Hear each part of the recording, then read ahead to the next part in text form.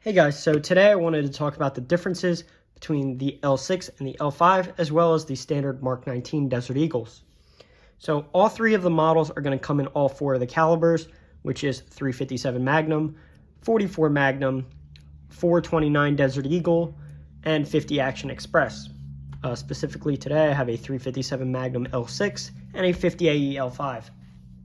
So let's get into the differences between the L6 and the standard Mark 19.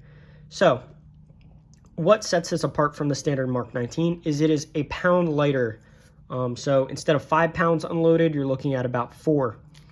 And the features that this are going to come standard with that the regular Mark 19 doesn't is a pick rail down here, a muzzle brake, and this aluminum frame, which is where most of the weight saving, actually all of the weight saving is in the aluminum frame. And this kind of leads this model to be a little more top heavy than the standard Desert Eagle, which is something I didn't really like about it all that much. Other than that, I mean, yeah, it comes in three different color combos. It comes in all black, black with gold accents, and this two-tone. Personally, I like the two-tone the best.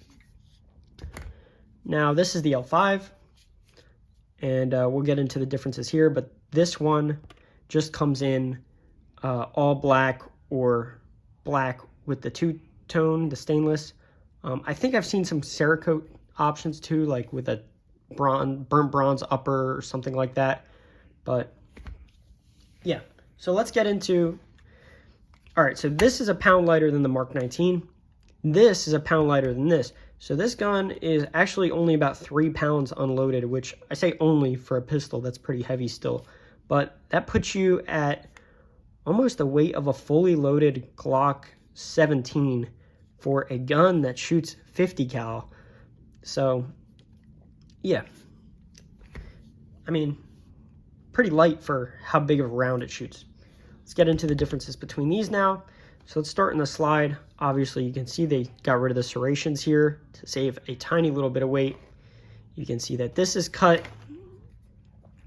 Obviously, the main difference is if I line these up, the barrel length, this is a 5-inch barrel, this is a 6-inch barrel. The frame, you know, you have the pick rail down here. This one's smooth and it's shorter, obviously. But that's it for the slide and the frame. So let's get into the barrel here. I'm going to pop this off so that we can look at this.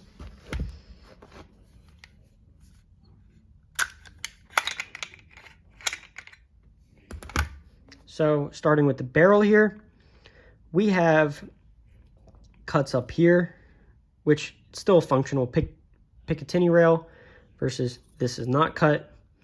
We have these cuts right here, fluting, where there's no fluting here.